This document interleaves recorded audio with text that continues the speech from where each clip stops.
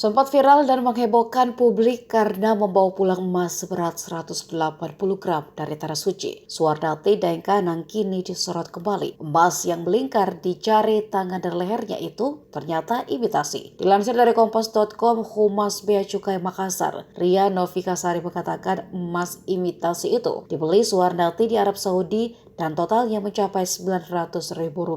Ria juga mengatakan Suwarnati cukup kooperatif saat diperiksa Bea Cukai terkait ratusan gram emas yang digunakan pulang dari Tanah Suci. Pernyataan Humas Bea Cukai Makassar berbanding terbalik dengan kata Suwarnati Daengkanang saat tiba di Asrama Haji Sudiang Makassar pada Rabu 5 Juli lalu. Saat itu pengusaha burger di Makassar tersebut mengaku membeli emas dari Tanah Suci dengan harga 1,2 juta per gramnya. Dia menuturkan membeli emas dari Tanah Suci untuk memenuhi nazarnya.